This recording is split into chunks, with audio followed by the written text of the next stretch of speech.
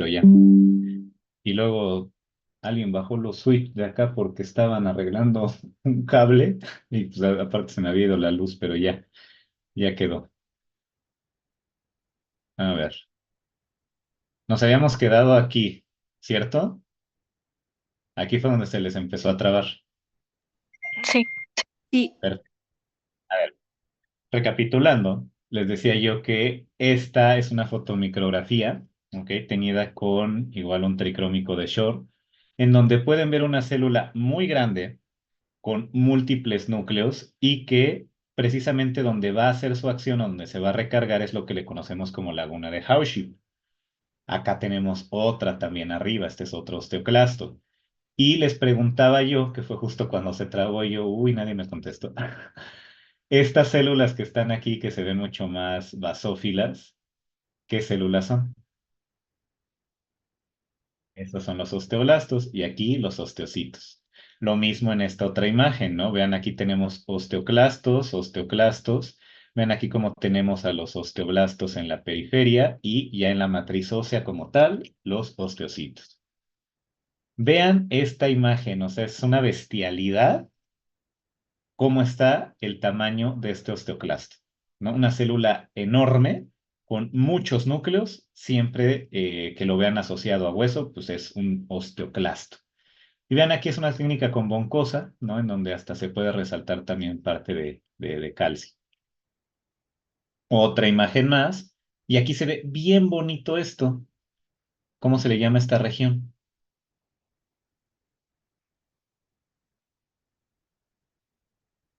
la laguna de Hoshi. La de Hauship, exactamente. ¿Ok? ¿Dónde dijo que están pegados para formar la laguna de Hauship? En la matriz ósea. O sea, siempre que se peguen a la matriz ósea en donde se recarga, esa es la laguna de Hauship. ¿Ok? Vale. Ahora, el osteoclasto tiene múltiples regiones. Y fíjense cómo yo le puedo estudiar cuatro zonas. No todas son tan evidentes, pero sí se describen como tal. Entonces vean cómo hay una zona que es como la cúpula de la célula, que es lo que va a estar más alejado de la laguna de Hauship, o sea, esto de aquí. Y eso se le llama zona basal. Yo sé que suena como raro porque pues, ustedes están acostumbrados a ver las bases abajo, pero la zona basal del osteoclasto es esa región completamente más alejada y contraria a donde está esto que es la laguna de Hauship. Entonces, ¿qué es lo importante de la zona basal? Que es donde va a estar casi todo lo que compone a la célula. Ahí van a estar sus núcleos, van a estar los organelos, va a estar incluso algunas vesículas, ¿ok? Pero la zona vesicular es otra. Vamos a ver que hay otra región que precisamente es donde está un borde, donde hay una especie de prolongaciones citoplasmáticas, que es a lo que yo le llamo un borde rugoso o festoneado. Esto que está aquí, esa es una zona súper importante porque es algo bien tóxico, ¿ok? Es una zona en donde va a estar en contacto con el proceso de la resorción ósea, donde se va a estar destruyendo hueso, ¿ok? Y precisamente tiene, pues, comunicación con la laguna de Hauship, ¿no? Que está aquí. Entonces, ese es el borde rugoso o festoneado. Luego tenemos una zona que requiere hacer una especie de sellado, porque estarían de acuerdo que si esto que está aquí, que es una zona pues muy tóxica, aquí hay mucho ácido y otros componentes, colagenasas para destruir hueso. Imagínense si yo no sello bien esto, pues se escurriría por los lados. Entonces, hay una zona que se le llama zona clara o de sellado que está aquí en la zona más periférica, ¿ok? Como en los laterales, que delimita la zona, permite que el osteoclasto se ancle, sella y entonces ya se puede aislar perfectamente la zona de resorción ósea, ¿ok? Y hay otra que es la zona vesicular. Esa es una región que no está a veces tan bien delimitada, pero podemos ponerla en esta zona, como entre la zona basal y el borde festoneado. Aquí, miren. Y esa zona vesicular pues como su nombre dice, tiene un montón de vesículas, tanto de exocitosis como de endocitosis, que pues básicamente va a ser una zona de intercambio, nada más como una zona de transporte. Pero esas son las cuatro regiones que deben de saber del osteoclasto. ¿Cuáles vamos a ver con una mayor profundidad? Pues la zona clara o de sellado y el borde rugoso o festoneado. ¿Ok? Ahorita lo vamos a desglosar. Pero hasta el momento, ¿alguna duda de cómo se organiza el osteoclasto?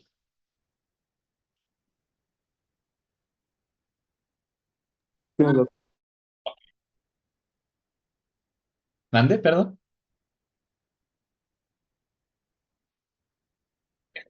Aquí, este como que hace ondulaciones, como que hace proyecciones, ese es el borde festoneado.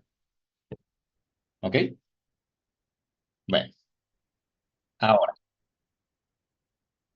vamos a hablar un poco acerca de la resorción ósea. Como puntos fundamentales, la resorción ósea, por muy raro que suene, es inducida por los osteoblastos, porque se acuerdan que los osteoblastos son quienes van a activar a los osteoclastos. Ahorita vamos a ver cómo sucede eso, pero es ejecutada por el osteoclasto. Ahora, ¿quién es la hormona por excelencia para activar la resorción ósea y poder destruir hueso? La hormona paratiroidea o paratormona o PTH. ¿Va? Entonces, ¿cuál es el objetivo de la resorción ósea? Eliminar tejido óseo y libera minerales y calcio para múltiples cosas. O sea, la resorción ósea casi siempre se realiza cuando yo quiero sacar calcio del hueso para llevarlo a otro lugar como la sangre, ¿ok? O también puede ser nada más para remodelar alguna superficie, en fin, hay múltiples objetivos de una resorción ósea. Por eso les digo, no es nada más de que vamos a destruir hueso por destruirlo. No, no siempre es así. Ahora, de manera general, quiero que observen lo siguiente. Esto, acuérdense que es la zona basal del osteoclasto, ¿no? Donde están los núcleos, donde están los organelos. Aquí encontraríamos la zona vesicular, ¿no? Aquí hasta se ven un montón como de bolitas.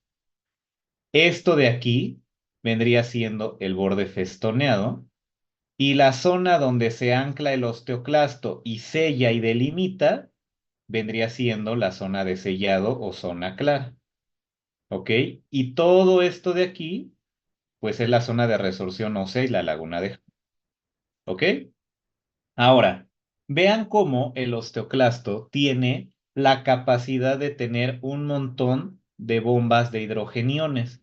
¿Por qué? Porque es bien importante esa bomba de hidrogeniones para poder acidificar todo este medio y empezar a, pues, quitar todos los minerales del hueso y romper los enlaces que existen entre los cristales de hidroxiapatita. Vamos a explicarles ahorita el proceso de la resorción ósea. A ver, este esquema vamos a explicarlo de forma muy general, porque además tiene algunos errores. Miren, yo soy fanático del Kiersero. O sea, van a ver que ese libro yo se los dije desde el primer día. Me encanta utilizar sus esquemas y lo adoro y me parece un libro fenomenal, pero tiene un error. Ya vieron que aquí está ejemplificando unas moléculas, ajá, en donde les están diciendo, aquí está la osteopontina, aquí están las integrinas y hay filamentos de actina. Esto no puede estar en la zona basal.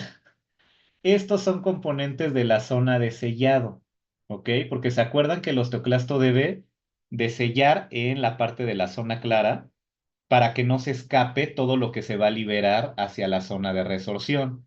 Entonces eso lo tengo que hacer con unas moléculas precisamente para que se fije bien el osteoclasto. Y aquí lo están poniendo en la zona basal, pero tendrían que ir aquí en la lateral, ¿ok? Así como en esta imagen de aquí. ¿Ya la vieron? Que así se tiene que recargar el osteoclasto. Ah, bueno, así es como debería de ser. Nada más que en el esquema, no sé, a alguien se le ocurrió ponerlo acá arriba y realmente no sucede así. Pero bueno, ya aclarando ese punto, ¿qué debe de suceder? Bueno, el osteoclasto tiene que anclarse primero. Entonces, el osteoclasto se ancla y precisamente lo hace con sus filamentos de actina, con integrinas y con una glucoproteína de adhesión, que es la osteopontina. ¿Ok? Entonces, eso es lo que deben ustedes de conocer. Ya una vez que se ancló, el osteoclasto puede empezar a liberar todos sus componentes tóxicos. ¿Ok? Ahí les va. Existe algo llamado anhidrasa carbónica, que la anhidrasa carbónica, fíjense ustedes, lo que hace es dividir, por así decirlo, algo llamado el ácido carbónico en hidrogeniones y iones bicarbonato, ¿ok? Y gracias a eso, yo puedo obtener estos hidrogeniones para mandarlos hacia la zona de resorción ósea y que empiecen a acidificar, ¿ok? Y que hagan un pH que vean ronda aproximadamente los 4.5. Ahora, al mismo tiempo que se están liberando hidrogeniones, y eso es bien importante, también se tienen que liberar iones cloro. ¿Por qué? Porque si yo nada más pego, o más bien libero iones hidrogeniones aquí, lo que voy a provocar es un aumento del pH muy brusco. Entonces, yo meto también cloro como para que sí se acidifique, pero que no sea de un jalón, ¿no? O sea, para ir ahí como que nivelando las cosas. ¿Ok? Ahora, ¿se acuerdan que pues yo tengo tanto bicarbonato como hidrogeniones? Ya los hidrogeniones se fueron a la zona de resorción ósea. Bueno, pues el bicarbonato precisamente se va hacia el otro lado, ¿ok? Hacia la zona basal, porque eso es lo que me va a permitir que el cloro pueda entrar a las células y al osteoclasto y pueda ser mandado a la zona de resorción ósea, ¿ok? Entonces nada más hacen como una especie de intercambio. Por eso es importante también utilizar el bicarbonato. Ahora, ¿por qué no pongo, dirían ustedes, ay, pues si lo que quiero es que no aumente tanto el pH así bruscamente, pues ¿para qué le llamamos al cloro y por qué no pudimos meter directamente el bicarbonato aquí? Pues porque si yo meto el bicarbonato aquí, ya no voy a poder acidificar porque pues básicamente estaría neutralizando el pH, ¿ok? Entonces con el cloro, como que sí lo voy a regular, pero tampoco lo neutralizo, ¿ok? Ahora, fíjense ustedes, al mismo tiempo que ya se empezó a acidificar, eso me ayuda mucho a romper los enlaces que existen entre toda la matriz mineralizada del tejido óseo. Pero además, lo que sucede es que el osteoclasto libera muchas otras moléculas como catepsinas y metaloproteinasas. ¿Eso qué es lo que va a hacer? Que no solamente se degrade la matriz inorgánica, o sea, el ácido me sirvió para que se rompieran los enlaces entre los minerales. Pero estos otros componentes como catepsinas, metaloproteinasas, colagenasas, ayudan a que también se degrade la matriz orgánica, el colágeno, ¿ok? Y ya obviamente aquí se van a encontrar un montón de componentes, ¿no? Pues aquí yo ya voy a encontrar calcio, voy a encontrar, pues, vamos, algunos otros minerales como magnesio, y eso es lo que precisamente después hace el osteoclasto. Los endosita, los mete precisamente a su interior y ya después los llevará hacia donde tengan que, pues, ejercer alguna función, ¿no? Como por ejemplo en la sangre, para aumentar los niveles de calcio en sangre. ¿Ok? Entonces, esa es tal cual la función de los osteoclastos. Si se dan cuenta, son moléculas, son células preciosas. O sea, tienen todo perfectamente planeado, no nada más son monstruos que destruyen. Y hay que tenerlos bien regulados. ¿Ok? Ahora, ya vieron que este osteoclasto tiene dos cositas en su superficie. Un receptor de calcitonina y un rank ligando. Eso es bien importante porque precisamente de esto depende que el osteoclasto se active o se desactive. Porque si no, el osteoclasto puede estar haciendo su función, vamos, de forma continua. Pero, pues gracias a esas cosas se puede regular y es lo que ahorita vamos a ver. ¿Pero dudas con el proceso de la resorción ósea? ¿No? No, ¿No? Ok, perfecto. Bueno. Vamos a hablar un poco acerca de la regulación del calcio. No se espanten con el esquema, todavía no lo pelen, por eso vamos a ir poco a poco. A ver, el calcio yo lo puedo regular por medio del intestino, por medio del riñón o por medio de la resorción ósea, ¿ok? La regulación del calcio obviamente me refiero a los niveles de calcio en sangre. Y para ello voy a ocupar dos hormonas. Y esto sí es lo que necesito que desde ahorita se lo tatúen, así en donde ustedes quieran. Pero hay hormonas que son hipercalcemiantes. Por pura terminología, quiere decir que aumentan calcio en sangre. O sea, la calcemia, así como glucemia y demás, o sea, es que algo está en la sangre, o sea, el término de emia es algo que está en la sangre, entonces calcemia es calcio en sangre, hipercalcemiante es que aumenta calcio en sangre. Y la hormona que estimula para que pueda precisamente aumentar los niveles de calcio en sangre es la paratormona o PTH que ya hemos estado mencionando. Y su contrario, la hormona hipocalcemiante, la que busca que ya no se incrementen los niveles de calcio en sangre, que incluso bajen un poco, es la calcitonina. Ahora, ¿esto cómo funciona? La paratormona ya les dije que se produce en la paratiroides. Eso ya lo veremos después. Pero ya la paratormona, ¿se acuerdan en qué células tiene receptores?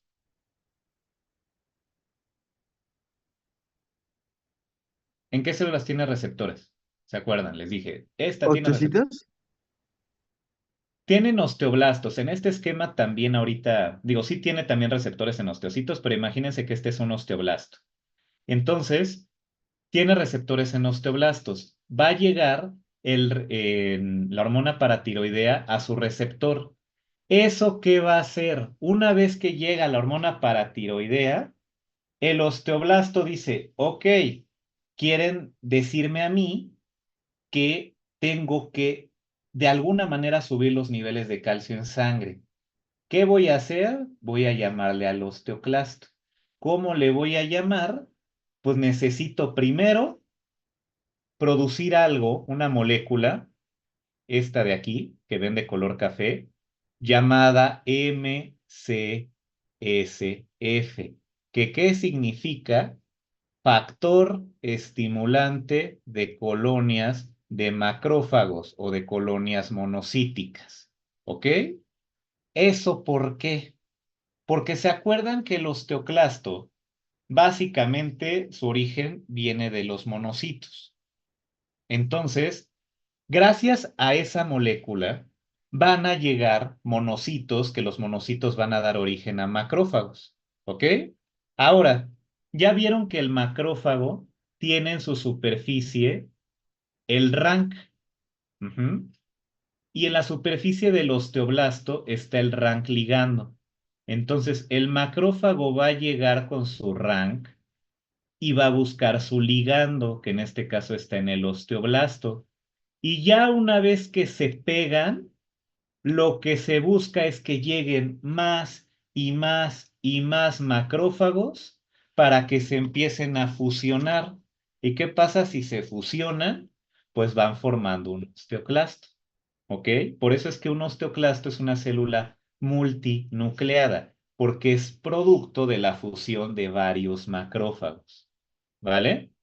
Ahora, ya esa es la señal que tiene el osteoclasto precisamente para que pueda llegar a su laguna de Hauship y pueda empezar a hacer el proceso de la resorción ósea. Entonces ya se dieron cuenta por qué todo tiene que empezar en el osteoblasto, porque si no, no tengo yo el receptor de hormona paratiroidea y no llega la hormona paratiroidea, no se expresa el RAN ligando, no se produce el factor estimulante de colonias de macrófagos y entonces no se puede producir un osteoclasto y no se puede activar. ¿Ok? Entonces, eso es algo que deben de tener bien claro. Entonces, ¿dudas hasta el momento? O sea, con este proceso que les acabo de explicar. ¿Lo puedes volver a explicar, por favor? ¿Desde dónde? Donde está explicando de que necesitaba. Ay, se me olvidó, se me fue. Pero es que como que no muy la entendí. Ah, por eso pónganme atención. Me preocupo cuando me dicen, explíqueme todo, porque entonces no me pusieron atención. A ver, ahí les va. En el osteoblasto tengo un receptor para hormona paratiroidea. ¿Ok? Una vez que llega la hormona paratiroidea y se recarga en ese receptor, eso va a inducir dos cosas. Que se produzca el factor estimulante de colonia de macrófagos, este de aquí, y que se exprese el rank ligando o rank L en la membrana del osteoblasto. Eso va a provocar primero que el factor estimulante de colonias de macrófagos empiece a reclutar macrófagos, ¿ok? Para que lleguen ahí cerca del osteoblasto. Ya una vez que llegó el macrófago, se dan cuenta que tiene aquí en su superficie el rank. Entonces, ese rank va a buscar su rank ligando. Y una vez que se une el rank con rank ligando, eso lo que provoca es que varios macrófagos, varios monocitos empiecen a fusionar. Entonces se fusionan, se juntan y es lo que da origen al osteoclasto. Y entonces ya el osteoclasto puede precisamente actuar para la resorción ósea. O sea, primero obviamente lo puedo tener incluso en reposo y ya luego funcional, pero ese es el proceso que se lleva a cabo para iniciar la resorción ósea. ¿Ok? Sí, ya, gracias. ¿Ya quedó? Bien, perfecto. Entonces, perdón, me regreso a esta. ¿Se acuerdan que hablamos que el osteoclasto tiene el rank y un receptor de calcitonina? El rank, pues básicamente cuando se une rank ligando se activa el osteoclasto. Pero entonces, ¿qué hará la calcitonina? ¿Qué les dije? ¿Qué función tiene la calcitonina?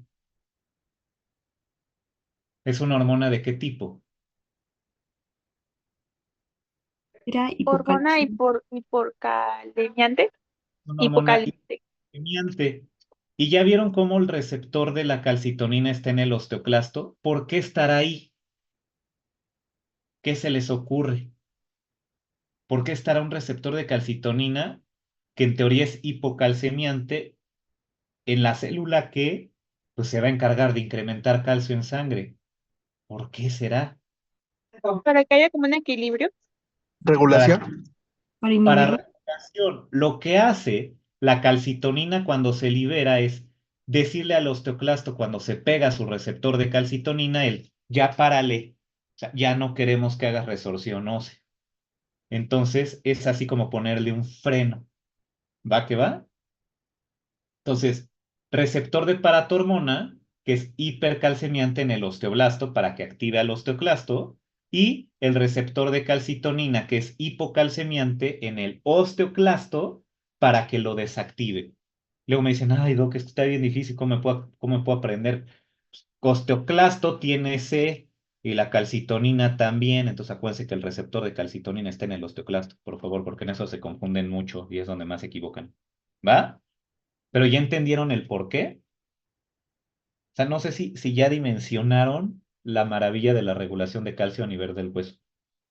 O sea, el cómo todo está perfectamente planeado para poder activar y para poder desactivar y así lograr un equilibrio y que eso se refleje no solamente en una remodelación ósea, sino en que el calcio esté presente en la sangre en un nivel adecuado. ¿Ok? Sea, yo sé que a lo mejor no sé, ahorita todavía no le agarran ese amor a la histología, pero yo cuando entendí esto dije, es que de verdad, qué maravilla, o sea, nada está acomodado al azar en el cuerpo y mucho menos en el tejido óseo. Bueno, en fin. Entonces, esta caricatura me gusta mucho porque precisamente les da el ejemplo, ¿no? De la calcitonina que trata como de proteger al hueso, como de, ay, mira, vamos a estarlo ahí protegiendo, ¿no? Formándolo y la paratormona, pues no, es a lo que quiere sacar calcio del hueso para llevarlo a la sangre. ¿Ok? Bueno, como dato, nada más se los digo, la paratormona se produce, ya les dije, en la paratiroides y la calcitonina precisamente también se llama tirocalcitonina porque se produce en la glándula tiroides. Ya lo veremos en endocrino, pero para que lo sepan de una vez. Entonces, ¿dudas, chicos, con esto? Pero se podría repetir eso, lo de la tirocalzo, bueno, de las imágenes, ¿qué es lo que hacían? No, pero dime cómo se llama. Calcitonina y la o, Para, ok. paratohormona. Es que es importante que lo tengan presente así porque no me gusta que, lo puedo repetir así porque es importante que tengan primero el concepto claro. Entonces, tirocalcitonina, ¿ok? Que se produce en la tiroides, pues ya les dije, pues como tiene su receptor en el osteoclasto, pues, y como lo va a desactivar, pues lo que busca es que se mantenga el calcio en el hueso y no lo eleve en sangre, por eso es hipocalcemiante. Y la paratormona se produce en la paratiroides y lo que busca es que se saque el calcio de los huesos para que se los lleve a la sangre y entonces cumpla con su función hipercalcemiante de elevar el calcio en sangre. ¿Ok? Y tiene sus receptores en el osteoblasto, la paratormona. Entonces, ¿dudas? ¿No, ya no? Bueno, perfecto. Con eso, o sea, en teoría, pues terminamos la parte de conformación del tejido óseo. Ahora, rápidamente, esto a mí me encanta luego explicárselos de forma más profunda, pero no tenemos tiempo y ya tampoco los voy a agobiar demasiado en sábado porque yo también tengo cosas que hacer. Entonces les voy a dar nada más los puntos clave de las osificaciones, es decir, cómo se va formando el hueso. ¿Ok? Ya ahorita dejen aparte todo lo de resorción ósea, o sea, ya con eso acabamos. Nada más son los tipos de osificaciones. Existen dos tipos. ¿Se acuerdan como el crecimiento del cartílago? Ah, bueno, pues aquí sería como el crecimiento del hueso. Entonces tenemos una osificación que es intramembranosa. También la pueden encontrar en algunas bibliografías como conjuntiva o sindesmótica, pero apréndansela nada más como intramembranosa. Que esa se lleva a cabo en huesos planos. ¿Dónde tengo huesos planos? En el cráneo. En el cráneo, exactamente. Y eso de lo que se encarga es de formar sobre todo hueso trabecular o hueso esponjoso, la osificación intramembranosa. Y tengo otra que es la osificación endocondral. Aquí se me fue una R, es endocondral. Ahora, ¿a qué le suena endocondral? Pues a cartílago. Entonces también se le puede llamar osificación cartilaginosa y esa es la que se lleva a cabo en huesos largos y también en algunos huesos cortos, pero sobre todo para la formación de hueso compacto. Entonces está muy sencillo porque la endocondral a fuerza necesita cartílago para llevarse a cabo. La intramembranosa no. Entonces, vean esto, la osificación endocondral se forma hueso a partir de cartílago hialino. ¿Cómo? ¿Eso es posible? Sí, y es importante que se lleve a cabo. Voy a tener cartílago que poco a poco se va a sustituir por tejido óseo. Y esto va a pasar por algunas fases, ¿ok? O zonas. Miren, se las voy a mostrar así, para que lo tengan muy claro. Yo puedo tener cartílago, por ejemplo, en las epífisis de los huesos. Se los voy a decir de manera muy general, porque este es un proceso mucho más complicado. Pero tengo precisamente una zona donde hay cartílago. Le puedo llamar zona de reserva. Así el cartílago hialino, como lo conocen de las clases pasadas, así está la zona de reserva.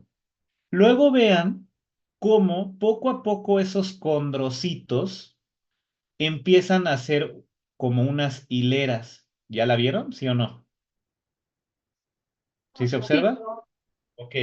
Cuando se organizan en hileras, a eso yo le llamo zona de proliferación. Y después, esos condrocitos poco a poco van a empezar a crecer, se van a hipertrofiar, van a hacerse grandotes, van a acumular glucógeno y poco a poco van a organizarse de esta manera. ¿Ya vieron cómo aquí los condrocitos hasta se ven más pálidos por la presencia de glucógeno y que poco a poco pues, se van haciendo más grandes? ¿Sí lo notan aquí? Sí. Es la zona de hipertrofia o también llamada zona de maduración. ¿Y qué creen que va a suceder? Que aquí van a empezar a llegar vasos sanguíneos, ¿ok? Y se acuerdan que el cartílago pues no tiene vasos sanguíneos. ¿Eso qué va a provocar? Que poco a poco esos condrocitos se mueran, ¿ok? Y hacen apoptosis. Y entonces empiezan a proliferar poco a poco células, vamos, osteocondrógenas, que se vayan a osteoblastos, que se vayan a osteocitos, y poco a poco empiezan a generar hueso en esta zona de osificación. Entonces ya vieron precisamente dónde está la clave en la osificación endocondral, que es cuando llegan los vasos sanguíneos a la zona de calcificación, hacen que los condrocitos se mueran y entonces empiezan a proliferar las células del tejido óseo en la zona ya de osificación. ¿Ok? Entonces, esto es importante, pues sí, que entiendan cómo sucede el proceso, pero más importante también que sepan identificar las zonas que les acabo de decir, que son 5. Entonces, para ello les voy a mostrar esta imagen. Vean aquí. En el número 1 tengo el cartílago hialino, como lo conocen. Luego, esa es la zona de reserva, ¿no? De ahí se van a hacer como unas filas. Esa es la zona de proliferación.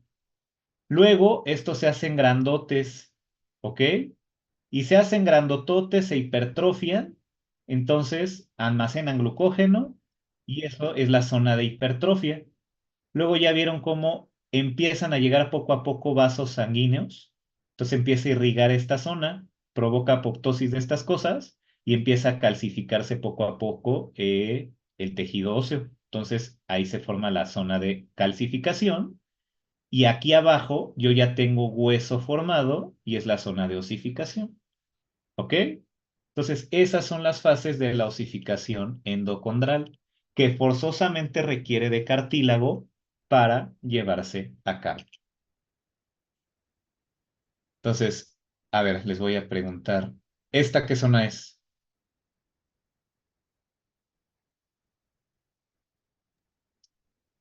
¿Qué zona es esta? Zona 3.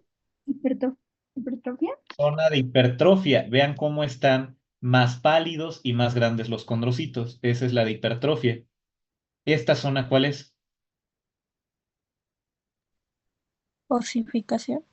Osificación. Osificación. Muy bien. ¿Y esta de aquí? ¿La de reserva? ¿Reserva?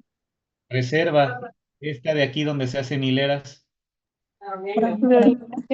Proliferación. Y esta de aquí donde apenas empiezan a entrar en contacto los vasos sanguíneos con los condrocitos. Calcificación. Calcificación. Muy bien. ¿Están complicadas? Más o menos. No.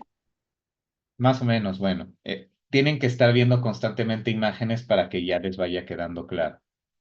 Ya, vamos a. Y ya por último, tenemos el otro tipo de osificación que es la intramembranosa. Entonces, ¿dudas con la endocondral?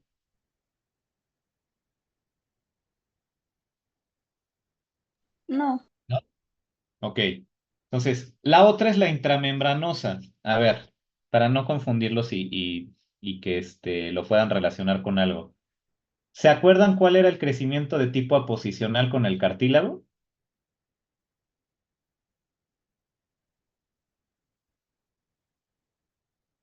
¿Se acuerdan o no? Sinceramente.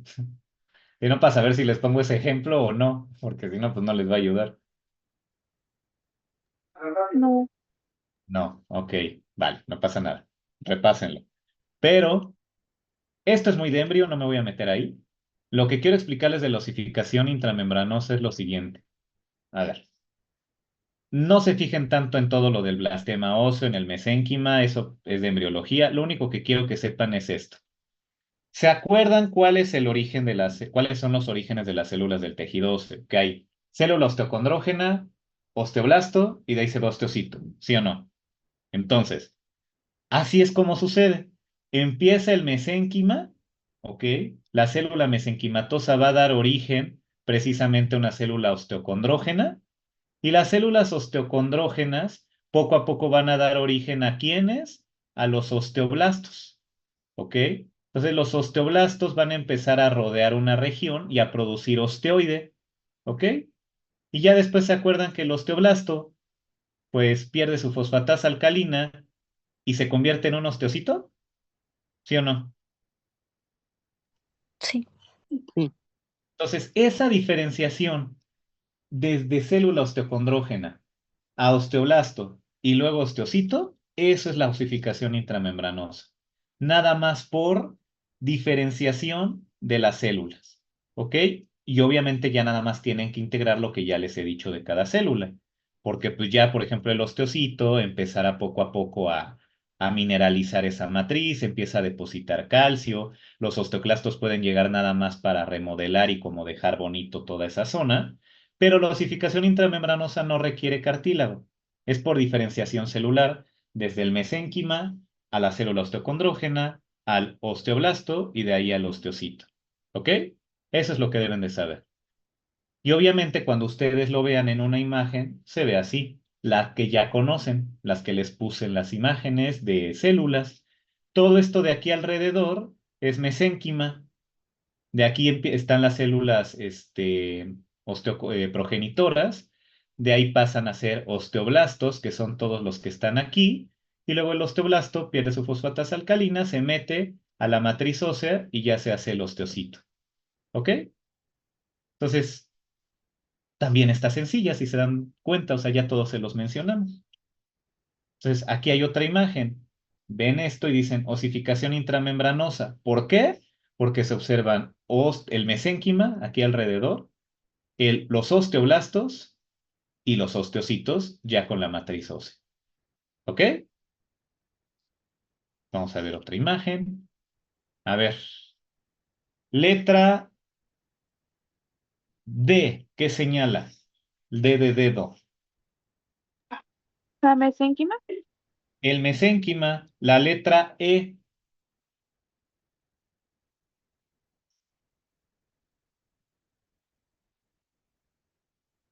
La letra E que señalizará. ¿Matriz ósea? La matriz ósea, exactamente, lo que ya se empieza a hacer de la osificación. La letra C,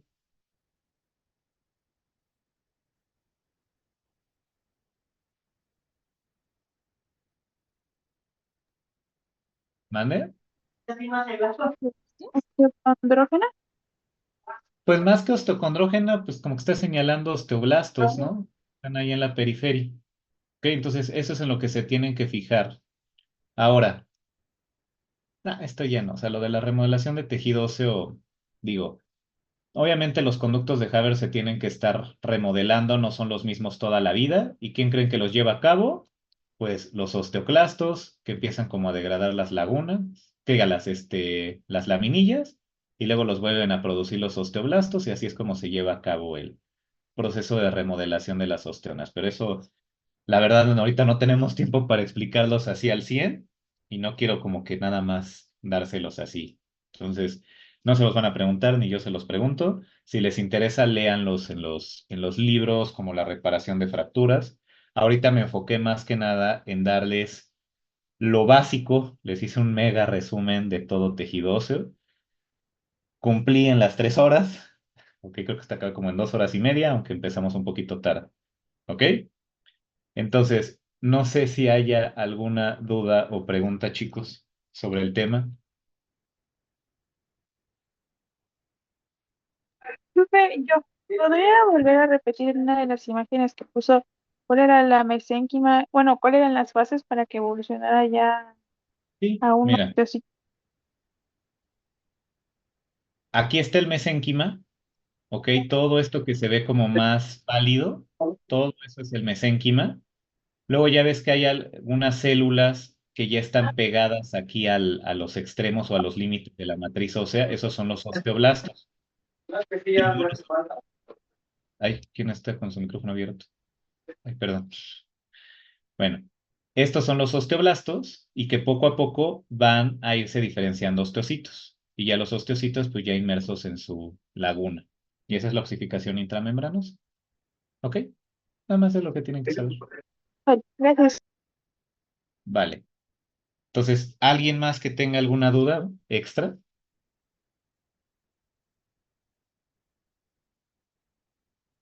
¿No? No. Pues bueno, chicos, con eso terminamos ya.